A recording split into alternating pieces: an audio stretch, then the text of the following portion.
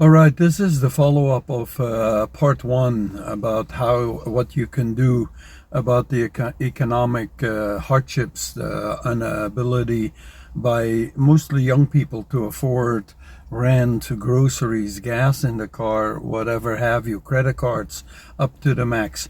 So this is part two of this segment. And in this segment, I'm going to share with you a power that you actually have to make a permanent change that not only will you benefit 2-3 years from now, but so will your kids, your grandkids, and generations to come. In part one, I gave you literally 5 things you can do immediately right now and that have an immediate effect on getting your money under control as far as economic hardships is concerned. So in this video, it is long term. But before I get into that, I want to give you all a little bit of a understanding of what brought us here. Why is life become so hard on a financial level in the United States? It's still the greatest country on earth as far as I'm concerned. Although many of us don't see it anymore in that regard, because truthfully said, life has become a giant big squirrel. Boy, that's like twice the size of a normal squirrel. Anyway, sorry about that. Life has become really very, very hard financially for especially the younger people. I keep saying it, I'm 71 years old and I know what it was to struggle financially. I have literally been where you are today, but I figured a way out, and I shared that with you in part one of this series here, so please go and view it. Now getting back to this, where is this coming from? Well, first of all, this isn't an overnight thing. This economic hardship didn't just happen in the last 2 years or the last 4 years or the last 8 years. This has been literally 40 years in the making.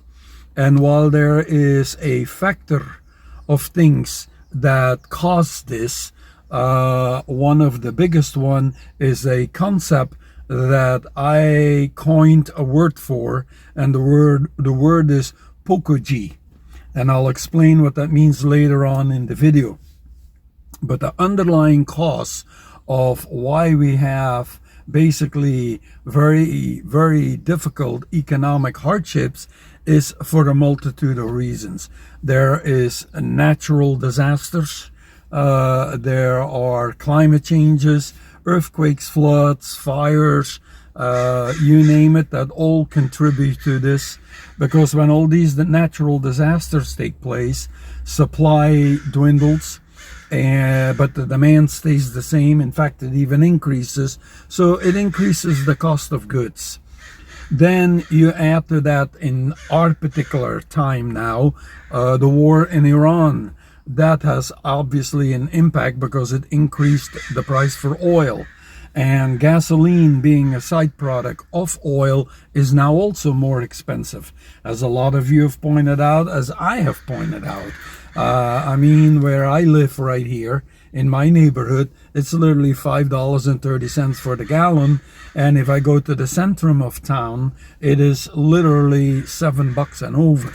So, you know, it's because oil has gotten more expensive because of the war, which affects cost of gasoline, and which affects all the distribution centers, because all those transport facilities, they now need to cover the cost they pay for fuel. So everything went up in price, and the end result is cost of goods went up.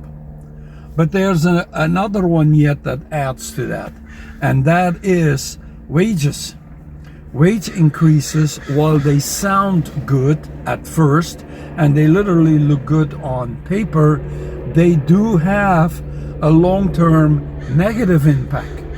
And the negative impact is that companies say, well, now I gotta pay more So I need to charge more for my products and services to justify the increase in salaries or hourly wages. And if I have a multitude of employees, that increase can become very expensive.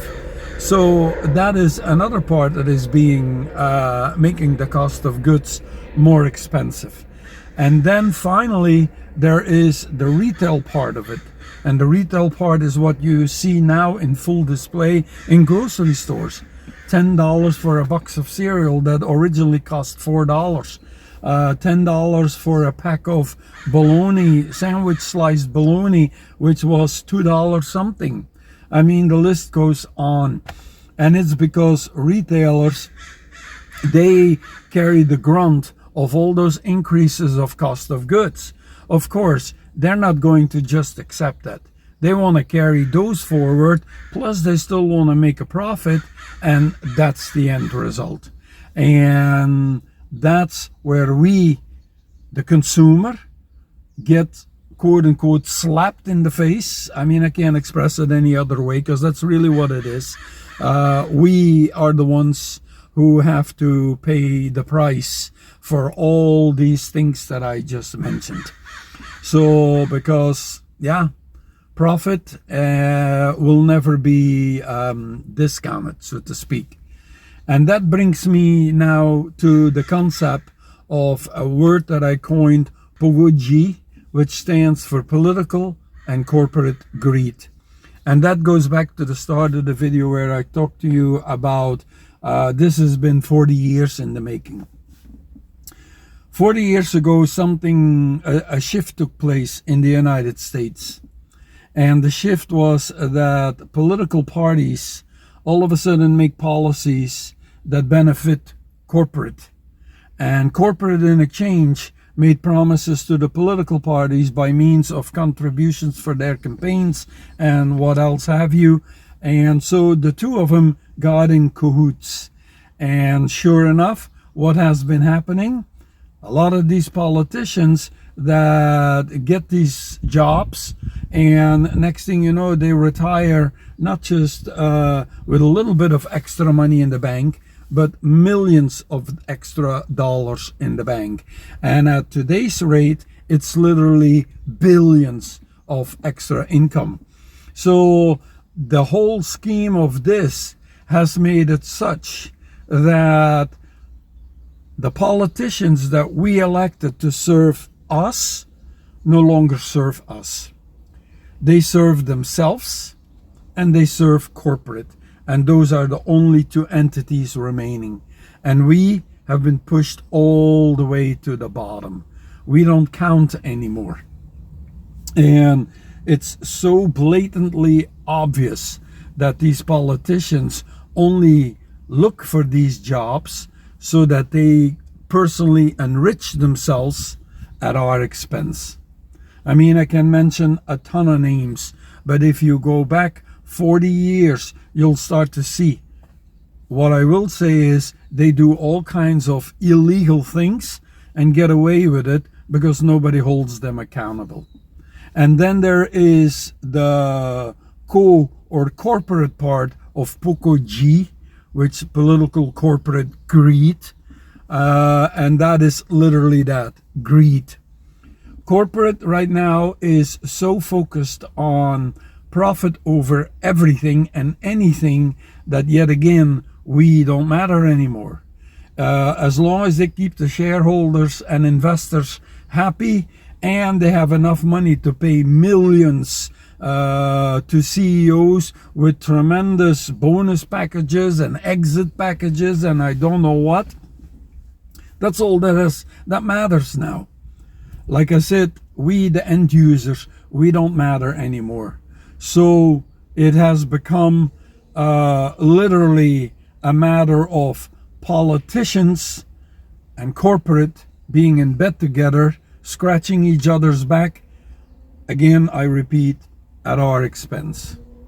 And this is where the long-term solution on our end comes in.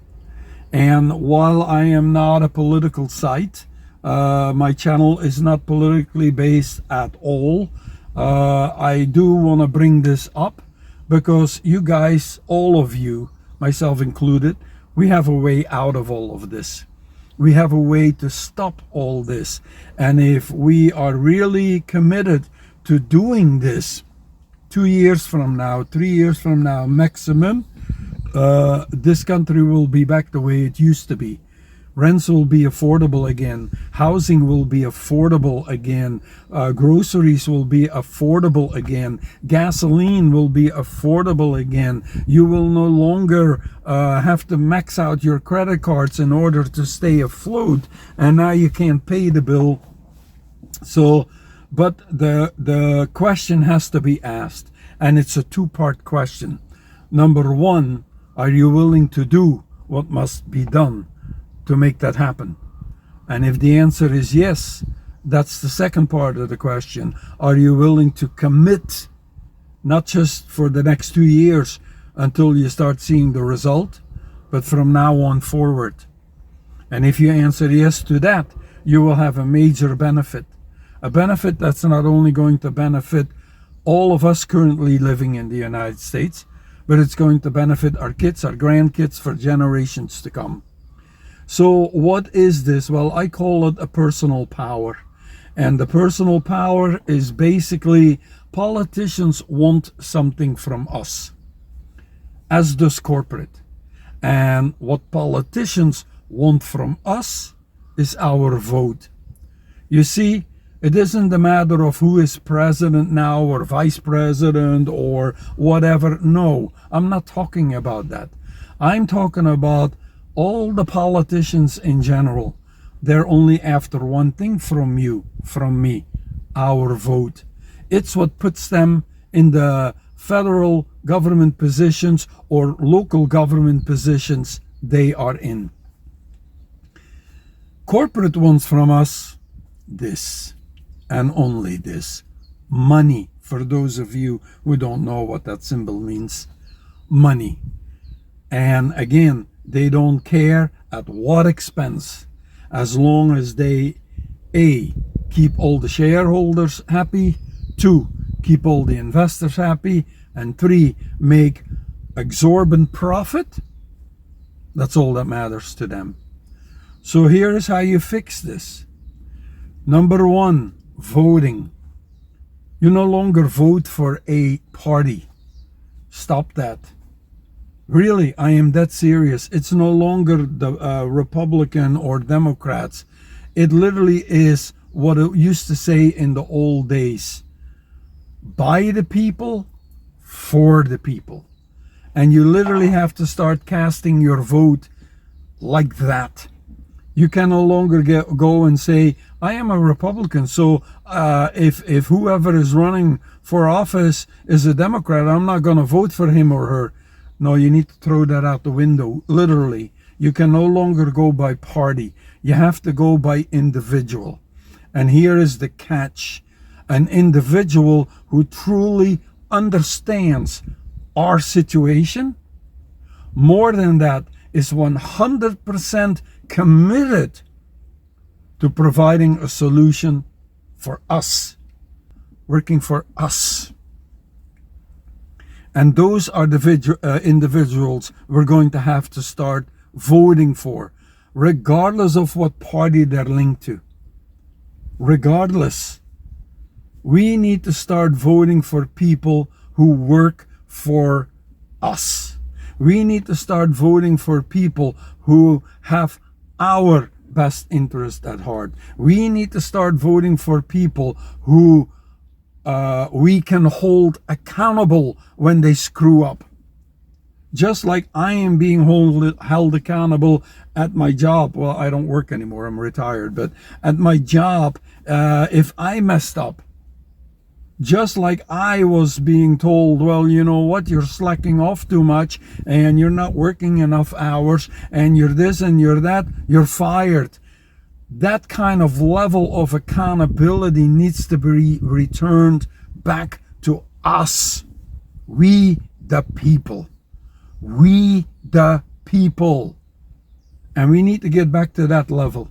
And we can only get back to that level if we start applying our votes in that way. We literally need to have to do that. We need to look for individuals who are absolutely beyond a shadow of a doubt in it for us, not to enrich themselves. And the heck with everybody else. Us. So how do you know if an individual that you now want to vote for fits that profile?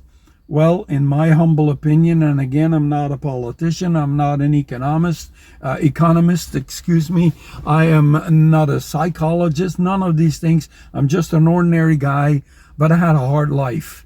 And because I had a hard life, I learned a thing or two. And one or two things that I learned is that action speaks a hell of a lot louder than words. Talk is cheap. Remember that. Talk is cheap. Smooth talking, anybody can do that. If tomorrow I want to take a sales course from the best salesman in the world, I'll be able to talk like the best salesman in the world. So talk is cheap. Action. Real results. What do you got to show for yourself?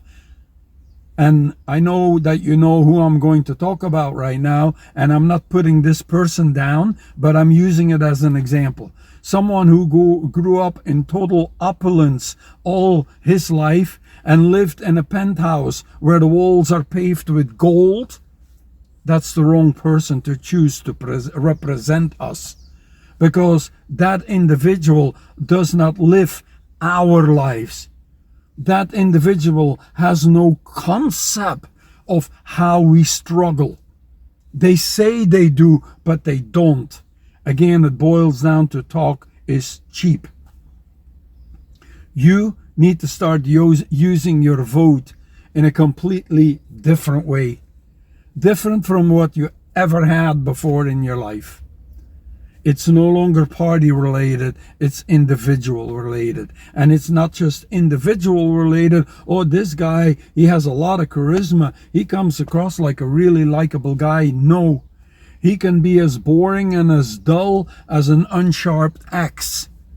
But if he produces, or she produces the results that we, the people, are after, expect, then who cares he's dull as an axe?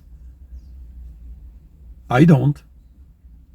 If tomorrow I'm being told that the rents are now down $500 a month, car payments instead of being $700 a month are back to a normal level of $250, $300 a month, I won't complain.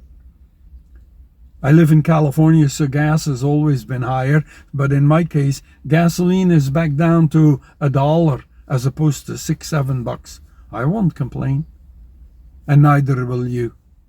So that's the first major part you have to do, and it's the absolute prime time to do this.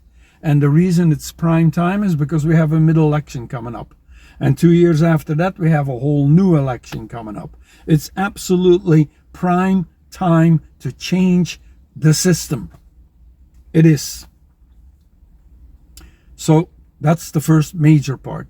The second major part is attacking the corporations. You need to stop frequenting all these corporate outlets, all of them.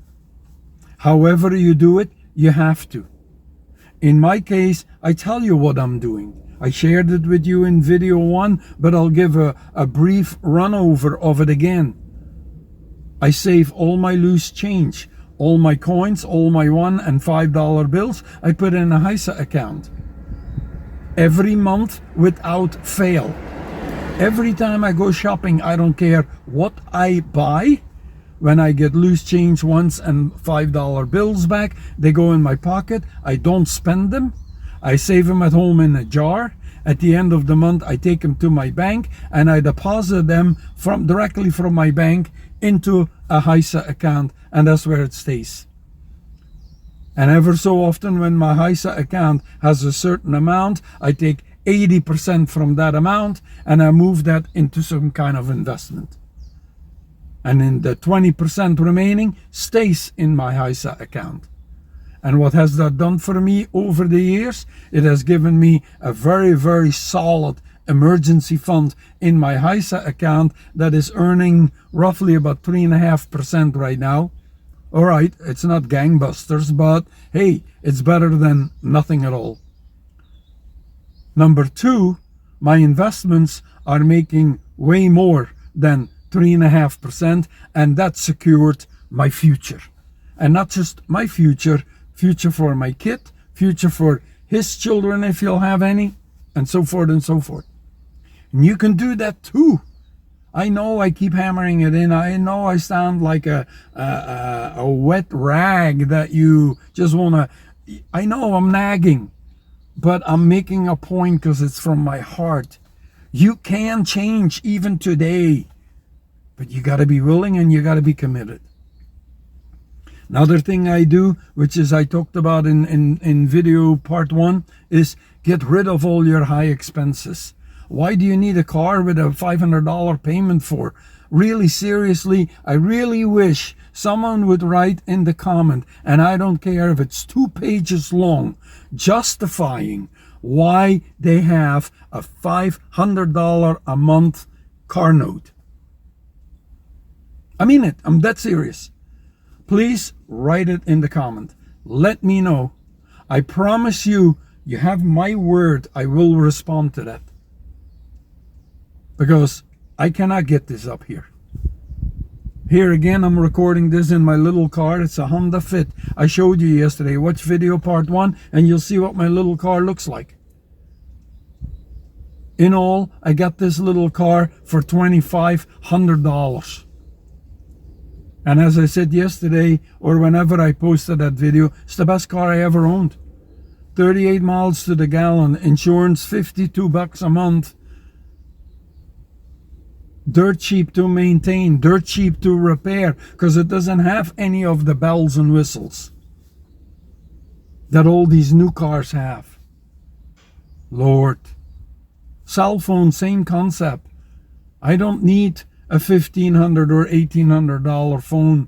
I don't need a service that costs me $100 or $150 a month. I kid you not when I tell you that my phone service for my cell phone is $30 a month. And yet I have internet, I have video, I'm recording a video right now, I can text, I can make phone calls, I can watch images, I can watch videos, you name it. $30 a month. I'll put the link of that company that I use in the comments below and you check it out for yourself. I got no association with them. They're not sponsoring this video. I am not a, what is that called? Where they give me a percentage for the spiel if they make a sale. None of that. None. I'm just telling you what I have and what I'm doing. So, you don't need all that. You don't. Cut what you don't need. And your life will be just fine. In fact, it will be better. You have a lot less stress. So stop catering to these corporate entities who are clearly gouging you. Stop going to your local supermarket if they're not willing to lower the price, where you spend $10 for a box of cereal or $10 for bologna. Stop going there. Do what I told you to do. Create a group where you buy together as a group at a wholesale place. It's 100% doable. I'm doing it. I told you in my prior video, I don't have a Costco card anymore because I'm only by myself and my son, he's 23 years old. He buys his own clothes, his own food. I don't have to provide in that regard for him anymore. But yet, ever since cost of goods have literally gone through the roof. Hey, a penny saved is a penny earned, right? So I went down the street and I went with some friends and we formed a group. And we are 7 of us. And one of us has a Sam's Club card. And that person goes once a month and does all the shopping for all of us. And where my grocery bill just for me used to be $400 a month, it is now $182. It is there. Are you willing to do it? Are you committed if you're willing to do it? And if you start doing all these little things, corporate will take notice. And corporate will start to lower, because they have no other choice but to lower their cost of goods. They have two choices. And it's very simple. If I stop frequenting your store, whatever store you may have, this is only an example, and I no longer come here to your store, and I convince my friends and my family not to go to your store anymore, and little by little, we all stop going to your store. And now the volume of business that you used to do is 1/10 of what it was. Now you have two choices. You either shut down completely, or you lower your prices to entice us from coming back. And that's exactly what you need to do. You need to stop this. And next time someone comes to you and says, vote for me, and I pay you $40 an hour, before you jump on it, as enticing as it sounds, as good as it may look on paper, think about it. I explained to you what the downfall is from that in the prior video. Go watch it again. Please do. Life is hard. And now I'm going to say something that is going to rub a lot of you the wrong way. We made it hard. There was no need for that. None. Yeah, we have no control over the weather. We have no control over climate changes. So those things will always have some impact, liking it or not. But Poco G, political corporate greed, that is entirely in our control. And unless we change that, if you think you're having a hard time now, I make a prediction. This is only the beginning. Doesn't sound very good, does it? Go use your power. Use it the smart way, use it the right way, and watch change take place. No riots.